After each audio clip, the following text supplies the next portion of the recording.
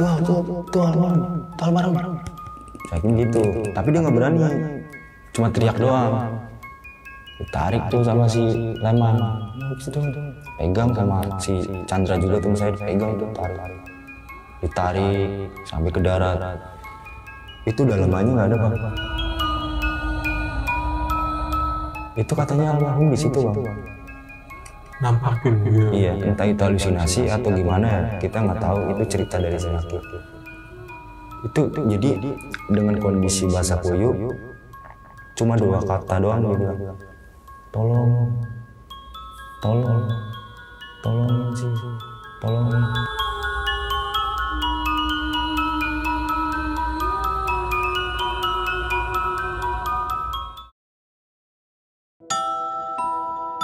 Assalamualaikum warahmatullahi wabarakatuh. Balik lagi di channel Kisah Tengah Malam bersama gue Viko Fugara.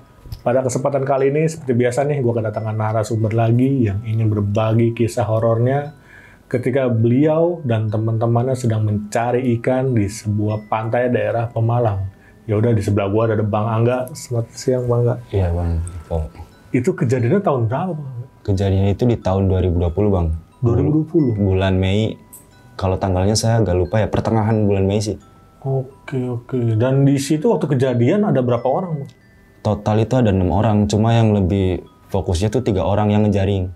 Kalau saya ngeliat ya emang ngeliat korbannya juga, terus kebetulan dia kenal, ada dari teman saya juga, ya akhirnya kita nolongin lah rame. Dan setelah itu ada kejadian-kejadian selanjutnya gitu. Dan di situ emang tiap hari atau pada saat itu aja lagi ngejaring ikan tuh Bang? Itu lagi ngejaring ikan, lebih kayak kegiatan iseng main aja gitu, iseng-iseng aja gitu. Dan itu mungkin pantai wisata ya? Iya. Oke. Dan dengar-dengar kan itu juga banyak makan korban ya Bang ya? Dan abang ini temennya katanya dijadikan tumbal ya Bang ya? Dan lumayan tragis dan juga mistis nih. Nah bagi kalian nih yang penasaran dengan ceritanya Bang Angga, tonton terus sampai habis, jangan di skip-skip. Dan bagi kalian yang ingin bercerita juga seperti Bang Angga, bisa langsung DM ke Instagram kita, yaitu Kisah Tengah Malam Official, atau hubungi WA yang ada di bawah ini. Dan bagi kalian yang nonton tapi belum subscribe, klik tombol subscribe sekarang agar kita makin semangat memberikan asupan-asupan horor ke kalian. Yaudah Bang Angga, udah siap cerita ya Bang? Iya. Kisah Tengah Malam dimulai.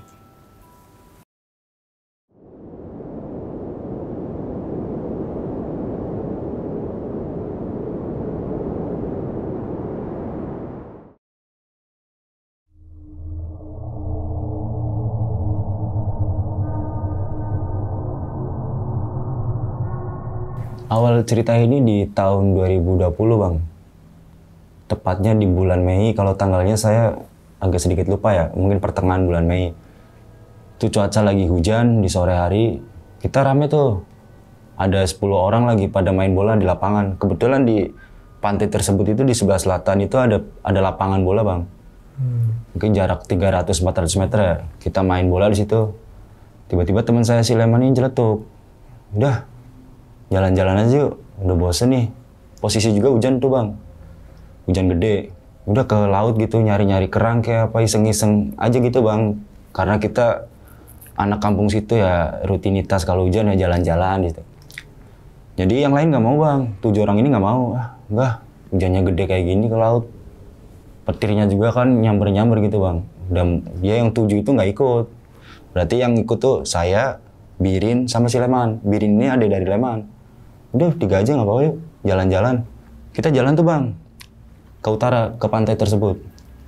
Cuma kita agak ke timur, jadi di sebelah timur dari pantai ini, atau wisata yang udah terbengkalai ini ada ini bang, sirkuit motor gitu, road race. Kita jalan ke situ, ya nyari-nyari kerang, atau ya jalan-jalan iseng aja. Kita jalan ke timur, itu sekitar 3:30 sore itu. Kita jalan, udah dingin, balik aja yuk. Kita mutusin balik tuh. Ada kali setengah jam jalan ke sana, kita ke arah barat. Kita arah mau balik, ketemu sama 3 orang lagi. Usianya di bawah saya tuh, ada Ade, ada Hakim, sama almarhum. Si almarhum ini bang, saya nggak bisa nyebut namanya. Si Birin udah di sini aja liatin tuh bocah pada ngapain. Si Leman udah udah balik aja, udah dingin banget, emang ngegigil bang, hujan gede kan. Udah balik aja, udah ntar nunggu. Udah nungguin. Kita lihat tuh, bocah bertiga lagi pada ngejaring. Tadinya tuh di bibir pantai, ngejaring. Kita samperin dapat apaan? Nggak ada apa-apa ini. Kosong. Coba di sana belak. Apaan di bawah dermaga. Dia kesana lagi tuh bertiga. Emang dibilang posisi lautnya itu lagi ombak gede bang. Tuh ombak coklat itu gede banget. Arusnya juga kenceng. Kayak nebar jaring di sini ntar sampai hanyut ke sana. Jadi kan kenceng banget tuh arus. Sebelah sana tuh di bawah pohon ini apa? Di pilar-pilar dermaga ini. Nerbang ke situ. Nggak dapet juga tuh. Tapi ada kayak kerang hijau gitu bang. Adanya kerang hijau, udah ambil. Pada diambil tuh. Udah masak-masak ntar. Diambilin. Kita ke pantai lagi ngobrol lagi. Wah, naik aja ke atas. Itu sih, apaan sih Ade nyaranin buat naik ke atas. Pengen terjun dari ujung dermaga. Jadi ada dermaga ini jauh bang, ke arah laut. Ntar fotonya saya kirimin. Si Ade inisiatif, yuk naik ke atas Kim. Ayo. Tapi kira-kira berapa meter jarak dermaga itu ke laut? Tinggi banget apa? Kalau dibilang tinggi, kalau dari pantai itu tinggi bang. Tapi semakin menjorong ke laut itu udah mulai agak ini. Oh agak ini ya? Iya agak dangkal ke nempel ke pantai. Cuma kan tetaplah ada berapa meter gitu. Mungkin 4-5 meter. Akhirnya 3 orang nih naik ke dermaga. Jadi kalau buat naik ke dermaga kita harus lewat tembok juga bang. Naik ke tembok dulu tuh, tembok wisata itu. Si Ade naik tuh ke atas. Udah Kim, sini Kim. Lempar jaringnya. Kayak diginiin bang, diambil tuh sama Ade. Hakim naik, nyusul. Ayo Dik, buruan. Si almarhum ini ayo. Udah, ayo cepetan. Kita masih ngeliatin bang, jadi kayak kita 3 orang yang bercanda-bercanda. Nggak fokus buat ngeliatin dia, cuma kayak lihat-lihat dia. Kita nggak ada keinginan buat ikut gitu, nggak ada. Kita masih di pantai, masih ngeliatin, masih ya main-mainan pasir gitu. Itu 3 orang naik ke dermaga, jalan ke tengah tuh bang, ke ujung dari dermaga tersebut. Dia jalan, tiba-tiba si Hakim terjun duluan. Dia terjun nih, cuer. Dia lempar. Ntar jadi kalau jala ini kan pakai kayak timah-timah kecil bang, jadi kayak gini bang. Nah itunya talinya, siniin, lu lempar talinya bawa ke sini. Dilempar sama Ade tuh jaring. Pegang. Talinya dipegang. Habis itu si Ade. Keduanya, apaan yang terjun kedua tuh Ade loncat. Terus kita masih ngeliatin bocah, ombak lagi pada gede. Gue ombak lagi gede-gedenya, berani-beraninya tuh orang. Itu pada berenang bang, masih bercandaan, jaraknya jauh. Dari bibir pantai itu jauh, dermaga ini kan dia di ujung loncat. Kita ngeliatin bocah, ombak gede masih bercanda-bercandaan. Emang dibilang dalam sih nggak terlalu bang. Kalau sampingnya mungkin ya segini saya lah. Tapi kan dia masih di bawah saya, jadi tetap aja tenggelam. Harus gitu, ombak juga ya, kencang. Ombaknya gede. Lompat, si Hakim sama Ade tuh lagi ke arah pantai tuh. Dia lompat bawa jaringnya, dia ke arah pantai. Si almarhum ini masih di atas bang, dia belum terjun. Samperin, dapet tuh ikan, cuma 2. Lihatin ini, dapetnya coba liatin. Dapat ular juga tuh, coba liatin. Buka. Dibukain tuh. Tiba-tiba, dia ngapain di sana terus si almarhum? Tahu gue sini. Dia nggak denger bang, karena jauh. Kita teriakin juga, hujan juga kan. Wah sini. Tiba-tiba tuh loncat bang. Loncat? Si almarhumnya tiba-tiba loncat. Tuh bocah. Berani amat tuh orang. Jadi yang lain dari samping sebelah kiri, dia di sebelah utaranya lagi. Jadi di depannya lagi. Dia loncat. Tapi ya udahlah, kita ngemikirin karena dia punya basic bisa berenang lah. Kita anak kampung situ ya, yang mayoritas nyarinya mata pencariannya di laut ya pasti bisa berenang bang. Dia loncat, kita masih kayak milih-milihin ikan, kayak ngambil ini ularnya buat bercandaan gitu ularnya. Coba pak, man. Si Leman ini ngambil tuh buat ngeluarin ular dari jaring ini. Itu lama bang, ada kali 2 menit. Bocah kasih sini. Hari kita mulai kayak ngobrol, berlima ini ngobrol. Bocah mana bocah? Bocah kok tenggelam apa? Masih kita ngiranya kayak masih bercanda lah gitu. Terus dia anak kampung sini juga, nggak bakalan lah ada apa-apa. Kita masih mikirnya kayak gitu bang. Bocah lama banget, 2 menit kita tungguin. Tuh nggak ada apa-apa bang. Nggak kelihatan dia kesini. Itu nggak ada. Semenjak dia loncat itu udah nggak ada. Nggak timbul-timbul. Nggak muncul kayak gini. Kita ngeliatin udah mulai dari 2 menit ke 3 menit. Di 5 menit si Birin lihat tuh ada tangan, jadi di pilar ketiga tuh. Kalau dari ujung ya ketiga. Itu ada tangan bang. Jadi tangan terkena ombak kayak gini. Kayak tangan gini ntar kena ombak gini, ketutup lagi. Si Birin lihat. Tuh kayaknya si almarhum. Coba tolongin. Si Birin inisiatif tuh bang, buat lari dari pantai. Dia lari, jadi nyampe, ya mungkin dia udah capek duluan ya. Dia lari, berenang, nyampe ke korban ini, dipegang tuh. Sempet kepegang. Udah sempet kepegang, dipegang sama dia. Ada 30-40 detik kali, itu tarik-tarikan. Kita ngeliatin. Tarikan gimana tuh? Jadi menurut si Birin ini, ketika dia megang tangan si almarhum ditarik kayak gini, itu ada yang lebih narik, lebih kenceng lagi bang. Oke. Tarik-tarikan, mana kena nggak? Kena nggak? Ada 40 detik. Kena. Ya kita udah mikirnya, ya untung lo bocah. Mana cepetan. Kita teriak-teriak dari pantai tuh bang, cepetan. Lama tuh bang. Dia ikut tenggelam juga, jadi megang tangan si almarhum nih. Tapi teman saya juga ikut kayak ketarik gitu. Jadi kayak ketutupan ombak juga. Akhirnya si Leman, abang dari si Birin ngomong, lepasin. Kenceng kan, lepasin. Si Leman nggak berani buat ke situ karena yang lihat resikonya tuh gede banget lah, ombak lagi besar gitu. Tiba-tiba tuh si Birin lepasin. Ditinggal tuh almarhum. Emang susah. Dia berenang, jalan ke pantai. Mana? Katanya udah kena. Terus kenapa dilepasin? Tangan udah dipegang, tapi ada yang narik lagi. Demi Allah, dia nyampe demi Allah gitu bang. Lu capek kali udah, ini lagi. Udah nggak ada. Dari terakhir dia narik ini, dia berenang ke arah pantai, udah nggak ada tuh tangan. Di situ bingung tuh bang. Kemana ya? Kita walaupun ya kita bukan bareng sama dia nih, cuma kan ngerasa kita dari kejadian ikut shock gitu bang. Iya benar. Bocah gimana ini? Ini cara ngomongnya gimana? Ya emang pantaran semua ya. Sama si Ade Hakim almarhum ini pantaran. Di tahun itu ya kelas 2 SMK, dia masih di bawah saya itu 3 tahun. Dia bingung nih berdua, diem aja gini. Si Hakim nangis. Kayak, ya mungkin takut ya bang. Udah, bukan ibaratin ya. Udah keluarganya aja ngomongin. Kita juga mau nasihatin gimana, bingung bang. Dia yang penting, lu berdua ke keluarganya. Saya ntar ngomong sama, jadi security di situ ada bang. Terus saya ngomong sama security itu. Dia nangis, udah buruan cepetan, ngomong masih jam segini. Itu kejadian di 4:30 bang. 4:30 sore, cuma emang lagi mendung kan agak gelap itu bang. Akhirnya hujan juga intensitasnya deras banget. Udah balik. Sana ngomong. Kita ke ini aja. Cuman, saya narik si Leman ini. Buat ke security namanya Bang Munib tuh bang. Saya ngomong, bang, ada yang tenggelam di mana? Itu di dermaga. Dimarahin tuh bang kita bang. Saya Leman sama si Birin itu dimarahin.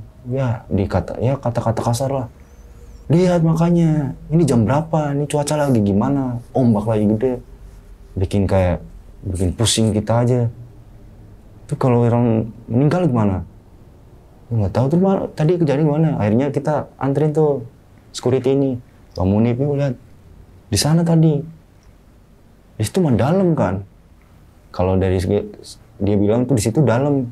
Terus di situ aja kejadian banyak. Ngapain sih pada berenang di situ? Emang di situ udah sering banyak makan korban bang. Oke, banyak yang kelelep gitu ya. Tenggelam di situ, makanya itu alasan akhirnya dermaga itu dihancurin. Yaitu terlihat bocah bingung. Udah tuh kita walaupun nggak main bareng akhirnya ikut pusing bang, kasihan gitu. Bahkan kita nunggu sampai 5:30. Akhirnya ada tuh abangnya si Chandra sama keluarganya, omnya juga, ibunya juga datang. Itulah dicariin tuh belum manggil tim SAR sama polisi tuh bang. Kita masih nyari sendiri sama warga-warga kita, nyari dikit sih, orang dikit pas itu. Kita nyari muter ke timur, ke barat, jalan di bibir pantai, itu nggak ketemu bang. Semakin malam sejam, 2 jam, akhirnya nelpon tuh, mana tim SAR, lama banget datangnya. Udah ditelepon belum? Panik bang, omnya nyampe marah-marah lah gitu. Udah, lambat banget. Datang tuh bang, rame banget bang, tim SAR. Ada kali mungkin 15 orang, terus personil kepolisian juga ada. Cuma berapa orangnya saya kurang paham gitu. Kalau tim SAR itu banyak. Ada pencarian pakai ini apa? Kapal but itu 3 kapal. Tuh nyari nyisirin. Itu ketemu bang. Sempat dicari lah ya pokoknya. Iya, dicari ke barat, ke timur. Itu muter-muter, itu nggak ketemu. Semakin narik perhatian orang lain kan bang. Itu rame. Berarti di pantai itu malam-malam tuh rame banget bang. Buat nyari semua, warga kita turun semua. Nyari. Jadi di sebelah barat dari dermaga ini ada susunan batu tuh bang. Cuma nggak terlalu jauh. Kita ke situ nggak ada juga. Emang kalau biasanya kalau meninggal di situ ketemunya. Nyangkutnya di situ. Nggak ada tuh. Berjam-jam akhirnya kita mutusin coba ke arah sana lagi yuk. Kan ombaknya tuh ke arah barat. Coba kita ke sana. Saya ke sana tuh, saya, Birin, Olan, Leman, 4 orang. Saya ditanya-tanyain, terus ya nggak paham kan. Ini sama yang ini awalnya siapa? Ini sama si Hakim sama Ade, ditanya dia aja. Kita mah ngeliatnya kayak gitu doang, saya malas tanya-tanyain bang. Kita jalan ke arah barat. Di sebelah utara itu kan ada wisata religi bang, salah satu syekh gitu. Itu ada dermaga ke arah utara. Tiba-tiba itu ada kakek-kakek duduk sila gitu, buka baju, pakai kayak sorban putih sama celana putih lagi sila bang. Kita nggak nanya sama dia. Mas, kamu nyari kesini percuma. Nggak bakalan ketemu. Nah, kita bingung kan. Kan kita nggak nanya dia. Kok dia udah tahu duluan? Di sana aja mas kalau mau. Sampean itu kalau kesini percuma. Nggak bakalan kesini. Terus dia juga kalau dicari mau banyak, kayak mau sebanyak apapun yang nyari. Kalau belum waktunya nongol, itu nggak bakalan nongol. Jadi kita udah tuh bang, ninggalin tuh kakeknya kayak kita ke jalan lagi. Masih di deket bibir pantai gitu, nyari lagi semakin rame itu rame banget. Ada kali ratusan orang bang buat nyari. Singkat cerita, mungkin di jam 11 malam atau jam 12 malam bang, yang nemuin ya itu lagi si Hakim. Ngeliat. Kalau ini ngeliatnya ya udah bener-bener bisa dibawa lah. Mungkin jaraknya ada kali 20 meter dari bibir pantai. Itu udah tangan kayak gini bang. Tangan dong, badannya udah nggak ada, mesti kayak gini. Oke, ngambang kelihatan tangannya gitu ya. Tuh almarhum. Saya gitu, tapi dia nggak berani. Cuma teriak doang. Ditarik tuh sama si Leman. Nah, habis itu pegang sama si Chandra juga teman saya, dipegang tuh, ditarik sampai ke darat. Itu dalamannya nggak ada bang. Jeroannya itu nggak ada. Berarti posisi perut udah kelupas, kebuka gitu. Iya, kayak dimakan ikan. Tapi kalau logika dimakan ikan nggak secepat itu bang. Karena cuma 8 jam. 8 jam. Kalau nggak kembung ya apa gitu ya. Iya. Itu nggak, ya di logikain nggak masuk sih. Kalau 3 hari 4 hari kita masih oh iya mungkin makan ikan. Itu baru beberapa jam. Ya udah ngambilin, bawa. Di bawah tuh ada mobil ambulan, bawa ke otopsi. Dari berita itu emang nggak ada kejahatan, nggak ada luka, emang pure ini tenggelam gitu.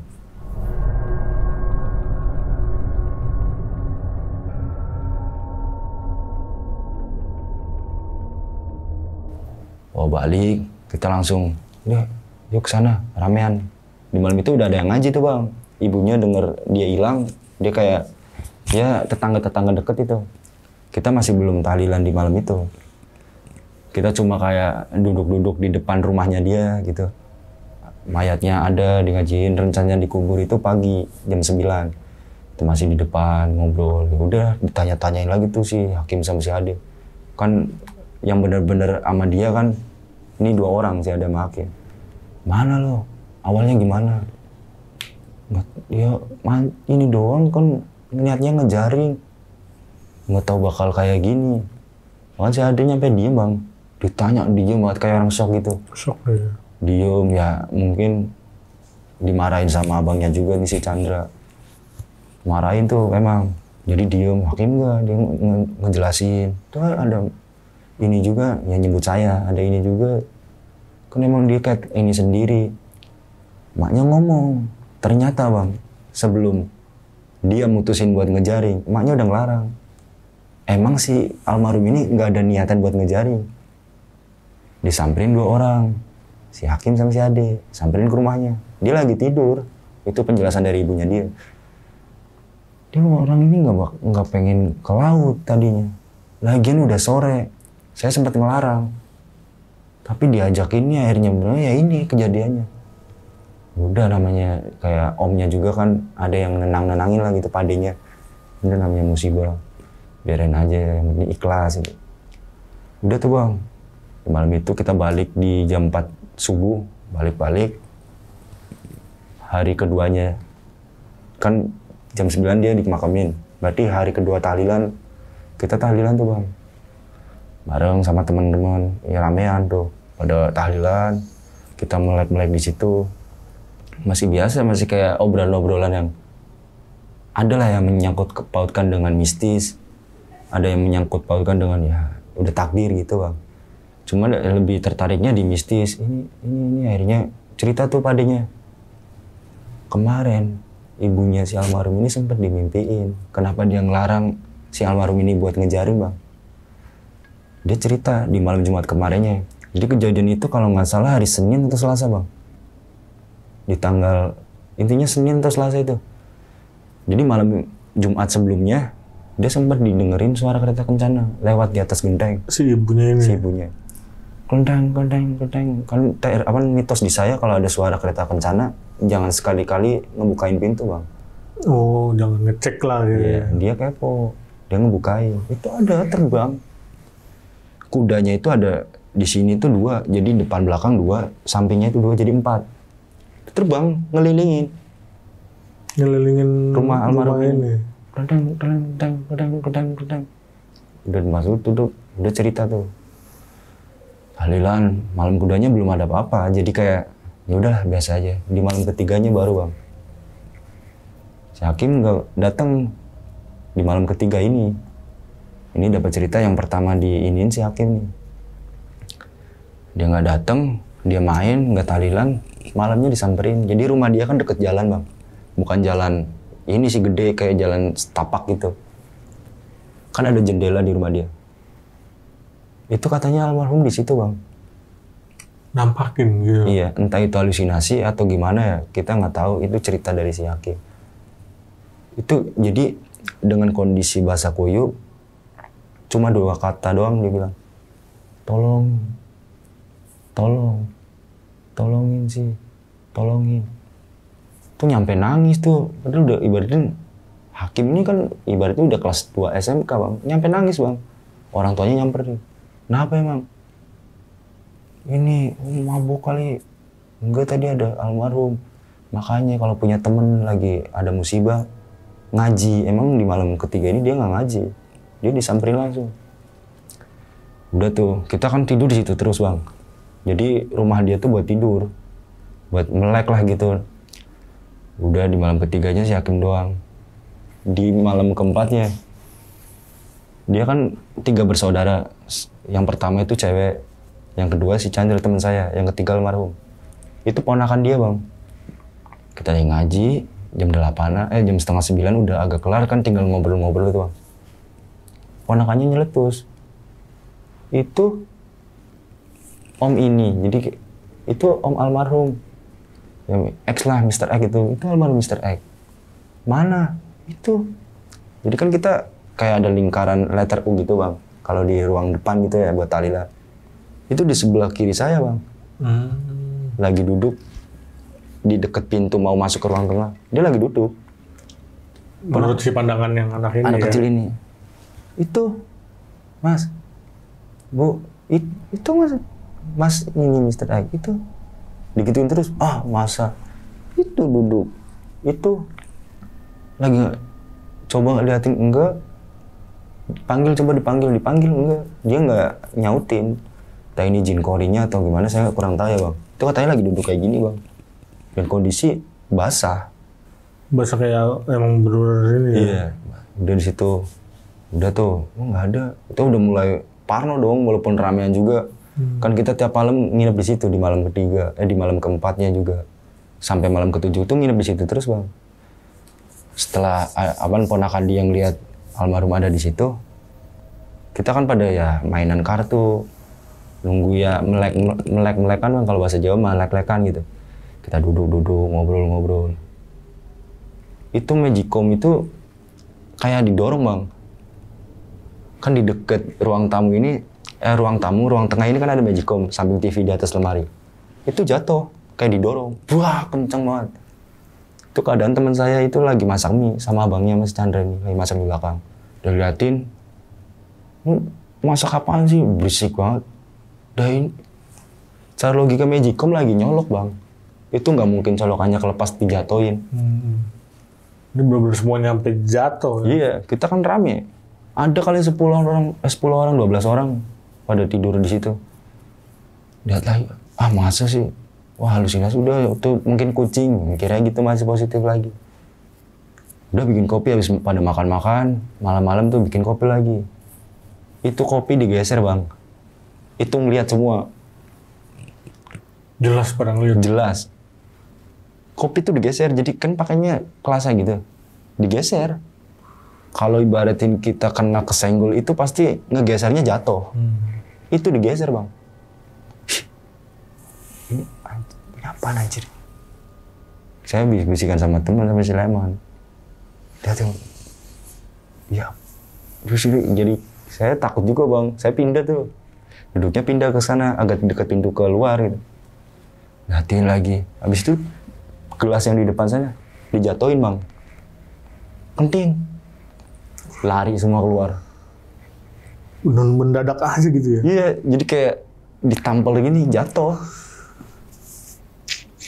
Jadi, beneran gak sih bocah? Jadi itu keluar semua bang. Kita ramean, tapi hal kayak gitu juga langsung keluar semua, takut. Udah kacau. Ya nyaksin juga bukan sendiri doang kan? Itu semua 12. Semuanya pada nyaksin. Tapi pikir, anjir beneran gak, masa aja sih segininya? Udah tuh. Akhirnya ya udah depan aja sini bareng-bareng. Nggak ada yang berani di dalam bang. Teman saya si Birin lagi kencing, jadi di deket samping rumah dia tuh kayak apa ya, terowongan gitu. Jarak antar rumah gitu. Karena ada burung dara gitu di sampingnya, terus di belakang buat naruh kayu. Dia kencing di situ. Udah tahu, ibaratin dia kan tahu nih si almarhum nggak ada, terus dia ada di kejadian, dia nggak ngeh bang. Almarhum kan duduk, jadi di terowongan gitu, apa bahasanya ya, terowongan lah. Dia duduk di samping kayu, di tumpukan kayu, jadi ada space buat duduk. Dia duduk begini doang ya, yang diceritain si Birin tuh duduk begini. Kayak bengong aja gitu. Bengong. Tapi si Birin nggak sadar kalau ini almarhum. Di ini bang, apa namanya, disapa sama dia. Yalah ngapain? Depan. Orang bocah pada di depan, ngapain di sini sendirian sih? Itu dia nggak sadar bang. Kayak dibikin nggak sadar seperkian detik. Udah berapa ini dia lari tiba-tiba ke kita orang yang di depan. Wah kayak jadi kayak napas itu ngap panik. Iya panik. Apaan anjir? Udah minum apaan? Jangan bercanda emang. Ya kita anak-anak muda suka bercanda ya, takutnya gitu. Nggak enak, ada Chandra juga, ada omnya, nggak enak, jangan kayak gitu. Demi Allah, gua ngeliat dia tuh duduk di samping. Gua sapa, gua nggak ngeh kalau dia udah nggak ada. Gua nggak tahu kalau si almarhum ini udah nggak ada. Sapa, jangan bercanda kayak gitu udah. Ada yang penakut juga di situ. Ada Yonas juga rame kan. Situ banyak yang penakut juga dah bang. Dan bercanda kayak gitu, udah balik. Jangan kayak gitu, balik. Udah di sini makanya jangan nakut-nakutin. Udah tuh bang, habis diliatin itu kan udah nggak ada. Jadi kan mungkin di hari Senin bang, itu 4 hari. Itu berarti malam Jumatnya nih, kita diliatin dia. Habis itu ngimpiin ibunya si almarhum ini ngimpiin bang. Dia ngimpiin minta tolong. Saya kayak menurut ibunya kan si Chandra cerita nih bang. Dia kayak ada di satu kerajaan itu pintunya gede banget bang. Dia diikat di tiang, salah satu pilar tiang itu. Diikat. Dia cerita gini, akhirnya padenya ngobrol lagi tuh. Diobrolin, si Chandra cerita kan kita ngedengerin tuh bang, siangnya itu. Kita ngeliatin, masa sih gini. Ya ntar malam mau ada sesajen. Oh, sesajen. Kenapa emang? Adalah. Nggak perlu ya, kita kepo-kepo kayak gitu bang. Cuma emang tahu ya di situ emang ada kayak gini. Udah tuh, udah ngajuin aja. Ntar yang kesana ada di malam Sabtunya itu. Kita lagi pada tahlilan, habis tahlilan tuh beberapa orang tua ya. Emang udah ada sesajen tuh bang. Dimediasiin sosok penunggunya yang ngikat sukma dia tuh minta. Udah saya suka sama anak ini. Saya suka kayak bukan penunggu Pantai Utaranya bang, lebih ke dayangnya. Dia suka sama yang perjaka. Belum nikah, udah buat aku lah. Itu menurut mediasi yang dilakukan ya bang. Nggak bisa kayak gitu. Udah, kalau berani kesini kayak berantem kayak gitu deh bang. Saya masih nggak ada. Ya percaya enggak gitu.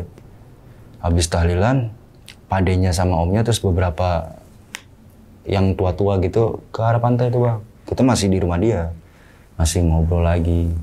Masih kalau saya belum diliatin kayak gituan bang, masih kayak lihat-lihat aja lah. Duduk ngobrol lagi, habis itu udah jangan kesana. Jadi kita kalau mau kencing juga masih takut, mau ke kiri takut. Jadi udah bareng-bareng aja kalau mau kencing lah, mau apaan udah nggak apa-apa. Kalau kita mah dia pengen minta tolong doang. Si Hakim datang lagi, itu dapat cerita dari si Hakim. Di hari yang ketiga dia nggak datang, dia datang besok malamnya dia cerita yang kayak gitu. Dia minta tolong si Ade sakit bang, dari kejadian birin yang diliatin di terowongan tadi ya, di samping rumah dia sakit. Semenjak lihat si ini almarhum ya. Iya, cuma sakitnya itu nggak tahu. Mesti kayak itu bocah nggak kesini, kita nggak mikir. Ya mungkin sakit biasa. Itu dia juga diteror bang, ternyata lebih parah. Bahkan sampai tidur di samping dia. Jadi menurut si Ade ini dia tidur, tapi kayak hujan. Itu kasur basah. Pegang. Jadi kayak mungkin tidur ayam menurut dia. Dia dipegang-pegang nih kasur. Kok basah? Jadi kayak ini kayak badan orang tapi basah nih. Dia nggak berani ngebuka mata. Jadi kayak apa ya, airnya mungkin nggak ngilang-ngilang. Dia nyoba. Itu ada depan muka bang. Wujudnya ada. Wujudnya dia. Entah itu arwah atau jin korinya kurang tahu, intinya di samping dia tuh ada depan. Dari situ dia sakit. Tapi almarhum nyampein pesan.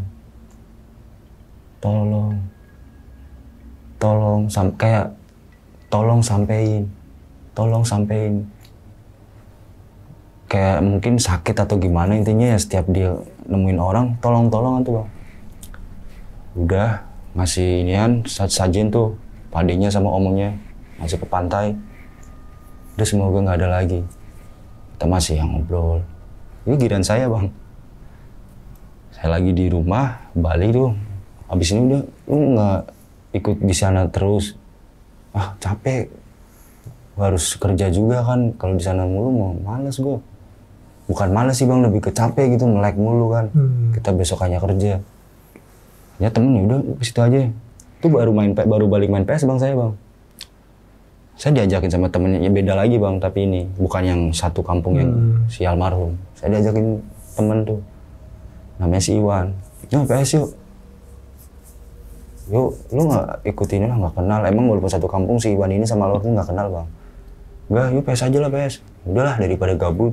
Lagian bukan bete, lebih ke capek sih melekin mulu. Teman saya main PS tuh. Main PS. Balik jam 10, Iwan sempat duduk di depan rumah saya bang, ngobrol, bikin kopi, ngobrol, sampai jam 11:30, Dia juga ada kerja, dia balik cabut. Saya masih nggak ada inian, nggak ada pikiran apa-apa gitu. Saya masuk ke dalam, mau masak mie, tiba-tiba kayak apa ya, penggorengan itu kayak diginiin bang. Kayak bukan kesenggol mah jatuhnya pelan, kentang paling gitu dong. Itu kayak ditampol kayak gini bang. Ditampol kayak gini, saya apaan nih? Ya halusinasi apa gimana ya, saya mikirnya masih gitu.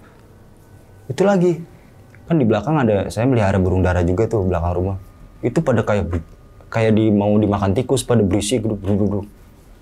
Saya buka, ada bayangan hitam doang bang, tapi nggak tahu itu sosok dia atau gimana, itu ada bayangan hitam. Sekelibat? Diem di bawah pohon sukun, jadi diem tapi kayak madepnya ke sono, bukan ngadep saya. Ngebelakangin ya. Saya mikirnya masih maling apa sih? Saya teriakin tuh, woi, itu diem doang. Jadi kayak hitam doang, nggak berwujud, hitam. Secara postur mungkin ini almarhum. Dia berdiri, tapi ngunggungin saya tuh bang, saya ngeliatin. Terus bocah. Antara takut tapi kepo. Saya mikirnya bukan si almarhum, karena ya gue ikut ngaji, masa iya sih nggak ikut ngaji sehari diginiin. Tapi akhirnya saya udah mutusin buat masuk ke dalam, saya tidur tuh. Entah sampai pagi itu saya nggak bisa tidur bang, gelisah banget. Ntar kayak ada yang pelan banget tapi jelas. Apa tuh? Suara itu, tolong sih, kayak mungkin saya lu nggak kasihan apa, lupa apa atau gimana, tolongin sih, tolongin. Entah itu tolongnya apa saya nggak tahu bang. Ternyata ya setelah dikulik dari ibunya Pade, terus kayak ada minasi, ya itu tadi Sukma dia tuh masih ditahan. Oke, sama mungkin penunggu pantai itu ya. Cuma kalau buat Dewi Lanjarnya itu enggak, ternyata itu dayangnya yang suka sama si almarhum. Ya dia di malam ketujuhnya udah tuh Thailand. Kita udah ya, masing-masing yang lain tuh udah pernah ditampakin, cuma kayak gitu. Entah tolong, jalan, itu di malam terakhirnya dia, saya bingungnya antara nyata nggak nyata. Kita tidur bang, tiba-tiba di terakhir itu kayak tidur aja. Tidur, ada yang main PS tuh, nyewa PS juga. Tinggal 2 orang, itu jam 3-an bang. Itu kayak ada orang jalan, persis bajunya kayak almarhum. Saya mikirnya abangnya. Saya lihat almarhumnya ke inian, bocah tidur. Tadi yang jalan siapa? Saya kepo. Man, tadi siapa yang jalan? Nggak ada, jangan kayak gitu. Kita doang nih yang belum tidur nih. Sama itu bocah di dalam. Ada yang jalan, sumpah. Dia langsung berdiri tuh bang. Saya ngobrol itu sambil tiduran rebahan gitu. Setengah sadar kita ngeliat kayak bocah. Tadi siapa man? Kita ngobrol dulu, jangan gitu, balik nih. Soalnya balik biar dicegat. Saya bercanda gitu bang. Dia lewat lagi. Saya langsung duduk berdua nyender tembok. Anjir. Seintens ini, bener-bener gila sih ini. Apa sih ini bocah? Tapi yang teman-teman abang lihat juga itu? Lihat juga, kita berdua. Di PS, itu tiba-tiba saklar kayak ada yang matiin bang, cetek. Kita mikirnya orang iseng lagi, tapi udah anjir. Yang dari PS-an itu lari. Kupingnya itu ada yang ngomong, tolong, itu yang main PS 2 orang. Itu keluar bang, nyampe nendang toples. Tolong, orang tuanya bangun. Ada apa sih, berisik banget. Malam tidur ini malah, berisik. Dia diem tuh depan apa? Kuping gua ada yang iniin. Halu kali lu, sumpah. Udah bisikin gitu. Ini yang matiin saklar ini siapa? Tahu, ya dia 2 orang curiga sama kita berdua bang. Kita lagi nyender tembok, lagi ketakutan. Jadi kayak, anjir, beneran enggak sih tadi? Si Lema juga ditanyain, ya dituduh gitu dia emosi. Ya dia lagi takut, dituduh. Sempet mau berantem juga. Apa lu iseng lu kayak main gua ini. Ke depan nggak ada orang yang matiin bang. Kalau ngomongin itu nggak kuat, listriknya nggak mungkin lah. Kenapa nggak dari tadi pas baru masang PS kan dari abis ini jam 9:30. Itu kejadian di 2:30 jam 3. Udah gimana? dimediasiin lagi. Akhirnya adalah salah satu orang pintar gitu manggil, tarikin nih, makanya ini harus bajunya yang kemarin mana ada di belakang. Ibunya nggak mau bang, dibuang atau gimana. Ternyata salah satu penyebab dia susah nih buat kesana, mediasinya bajunya tuh harus diikutin, jangan disimpan di rumah, harus diurai ke laut. Iya, ibunya nggak mau, terserah ini syaratnya, dia diambil baju sama celana, sore-sore dibuangin ke laut. Dari situ udah tuh bang, di hari 7 itu kita udah nggak ada teror, udah jarang main juga di situ. Itu dapat kejadian, berarti orang perantauan dari Jakarta, namanya Azhar. Dia kan tukang soto di Jakarta. Dia nggak tahu tetangga dia sini udah meninggal, itu nggak tahu. Karena habis ngerantau. Iya. Terus dia datangnya mungkin kalau di hari seminggu ini tahlilan mungkin tahu ya. Dia datangnya setelah kelar dari tahlilan ini 7 hari ini. Kan udah sepi lagi. Dia balik tuh. Ini dapat cerita dari dia sendiri si Azhar. Dia ngomong, ketemu sama si almarhum lagi duduk di pos di balai gitu. Kan biasa almarhum kadang suka disuruh beli rokok gitu bang. Beli rokok. Itu pasti. Si Azhar sering, masih dibilang saudara ya, saudara jauh lah. Rumahnya dekat juga sama dia, mungkin jarak 6-7 rumah. Di hari itu, di malam itu dia balik dari Jakarta tuh. Sama kejadian jam 3-an. Hari Jakarta, dia mau balik ke rumah, ketemu dia. Itu ditanyain diem. Lagi ngapain? Nyampe ditepok. Itu bisa nyampe ditepok gini bang. Kesentuh. Oh, menurut dia kesentuh itu? Kesentuh. Oke. Dia nggak tahu kalau almarhum udah nggak ada. Dia nggak mutusin buat balik dulu, enggak. Jadi ketemu sama almarhum, ngobrol. Kenapa emang? Dia diem. Ada masalah apaan? Diem. Ini beli rokok dulu, ngopi. Itu dia nggak ngerespon sama sekali bang, si almarhum. Diem. Udah ada orang ini mau beli apa ini, terserah nih sana. Itu nggak, sama sekali nggak ada jawaban bang, cuma diem, pucet. Kayak gini habis ngapain sih? Itu dalam keadaan baju basah lagi. Itu dipegang gini sama si Azhar. Kayak gini main malam-malam bisa ngapain? Kejebur lo atau gimana ya, bercanda. Ya udahlah, coba diajak ngobrol dia mulu, dia balik. Dia tidur, besokannya ibunya cerita sama si Azhar. Si almarhum ini kan udah meninggal kemarin. Dia tenggelam di dermaga itu. Sempat banyak yang diteror juga, warga juga ada, tetangga dia. Cuma saya nggak tahu keseluruhannya bang. Ini sempet ini juga. Dah emang kenapa? Tadinya ngapain? Dia tuh nggak pengen ngejar ikan, cuma diajak ke temennya. Apaan? Saya balik nyampe sini tadi. Ketemu tuh di depan. Di pos itu. Jadi kalau mau masuk ke blok dia tuh ada pos bang depan. Dia lagi duduk situ. Emang ditanyain diem doang. Orang udah nggak ada. Demi Allah mak. Menurut pengakuan dia tuh dia ngeliat lah ya. Tapi anehnya biasanya Azhar nyuruh dia beli rokok tuh dia, gue bagi ya bang. Bisa kayak ada celitokan balikan gitu. Balikan, gue bagi duitnya ya. Iya soalnya ntar sisanya buat lu gitu.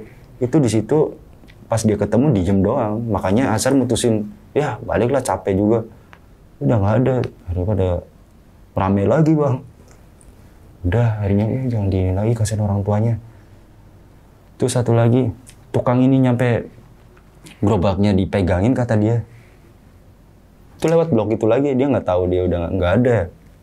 Nyampe gerobaknya ditinggal bang. Tukang bakso mau masuk ke blok dia, itu ditahan. Sama si almarhum ini? Iya, jadi kan baksonya itu pakai sepeda, belakangnya pakai gerobak, itu nyampe dipegang. Terus si tukang bakso ini tahu nggak kalau si ini udah almarhum? Dia nggak tahu, dia bukan orang sini. Jadi kayak orang inian ditampakin gituan, lihat tiba-tiba kayak dia ngayuh sepeda kenceng nih, nggak ngeliat.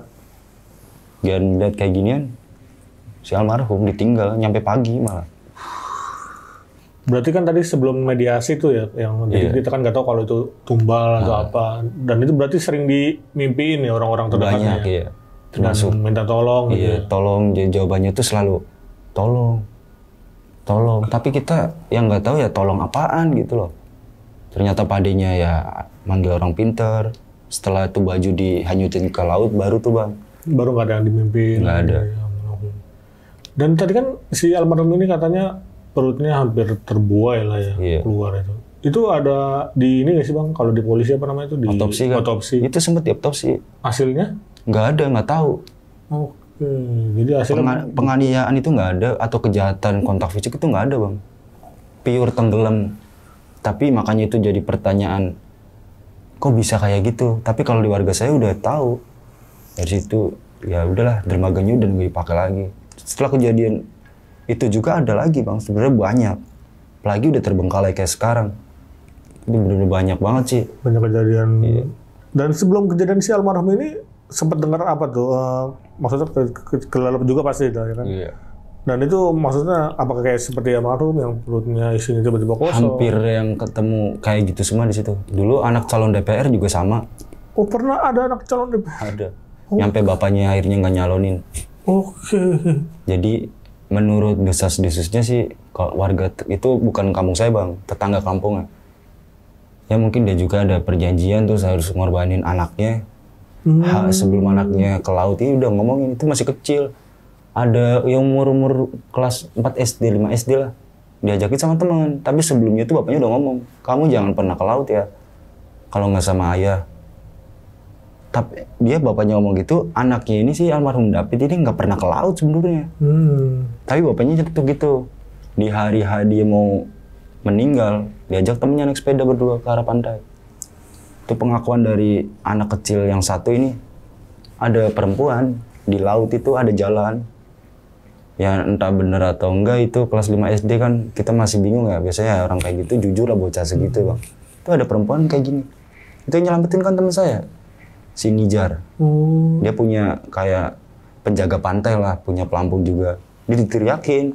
Si almarhum hidup di depan. Si almarhum David ini temennya bakal. Itu dipanggil nggak ini bang? Udah dipakai peluit gini. Nggak nengok-nengok. Nggak nengok. Aja si Nijar udah, nggak bener ini. Dia langsung lari kan. Yang kena ini doang. Ini nggak ketemu. Itu lebih gila lagi. Rame banget malah. Ternyata nggak cuman temen abang yang kejadian ya. Situ mah banyak, apalagi kan di dekat situ ada kuburan PKI, ada 12 pembantaian, terus wisata yang di dekat wisata itu juga wisatanya sendiri yang punya itu salah satu orang berduit ya bang. Dia ada perjanjian sama penunggu pantai utara. Nah, nyampe sekarang kan nggak terurus nih. Kalau segi mistisnya ya butuh banyak orang. Dulu dikasih kepala kerbau nggak mau bang, balik lagi. Kayaknya kepala manusia bujang yang belum nikah. Dan semenjak kejadian itu tempat itu ditutup atau emang dibongkar itu sengaja bang? Kalau dermaganya sendiri udah dibongkar bang. Semenjak kejadian? Iya, udah dibongkar karena di perjanjian dahulunya tuh boleh makan orang tapi jangan kampung saya. Oh buset. Berarti dia korban. Pas di luar dari kampung situ ya berarti ya? 2-3 orang di kampung saya itu akhirnya. Berarti si A pertama ini pelatih renang, terus yang kedua si almarhum J, Japar, ketiga si almarhum, 3 orang kampung saya. Sempet dulu mau dibobrak, mau dihancurin, cuma kurang airnya tutup, terus media nggak terlalu kayak sekarang ya bang. Kan dia dibangun di 2009, itu rame bang, gratis, wisatawan lokal, luar daerah itu ke situ semua, 5 orang langsung hilang. Pas barunya gratis 5 orang tuh hilang.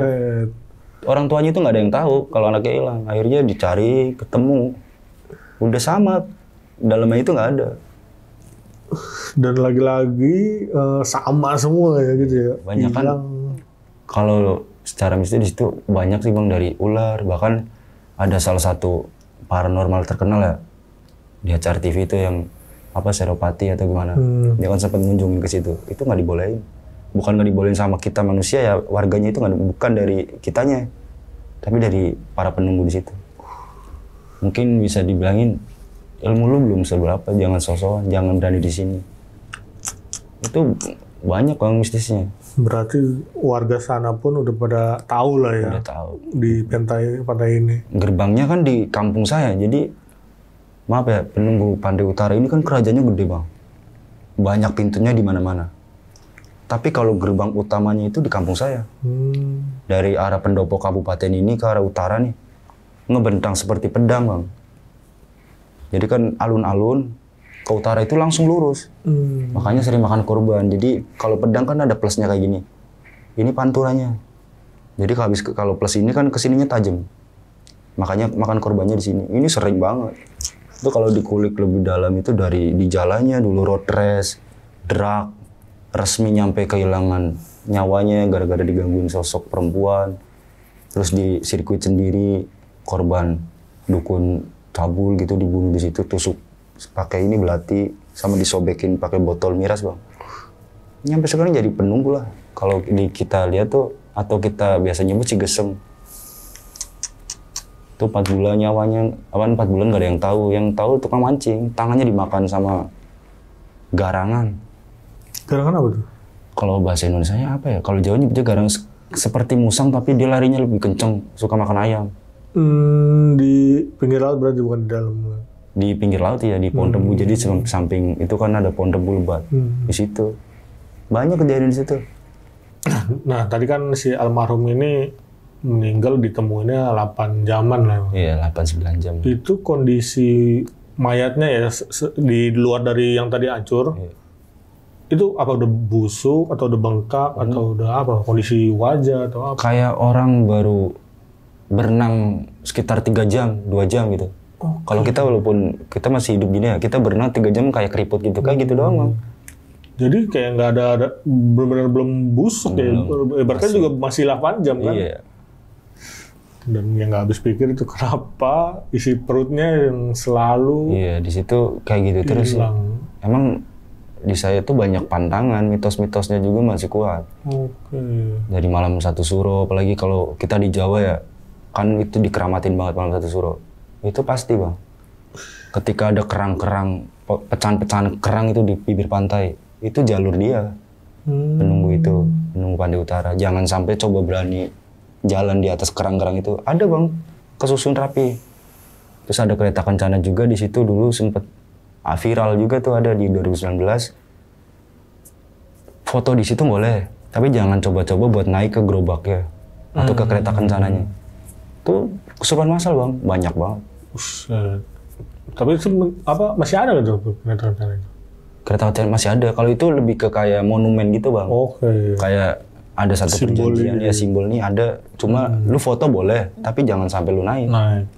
Oke nih, sekian cerita dari Bang Angga. Terima kasih banyak Bang Angga udah bercerita lagi di Kisah Tengah Malam. Bagaimana pendapat kalian? Tulis di kolom komentar. Dan bagi kalian nih, gue pengen ngingetin lagi yang ingin bercerita juga seperti Bang Angga, bisa langsung DM ke Instagram kita yaitu Kisah Tengah Malam Official atau hubungi nomor WhatsApp yang ada di bawah ini. Yaudah, gue Viko pamit undur diri dan Bang Angga juga pamit undur diri. Wassalamualaikum warahmatullahi wabarakatuh.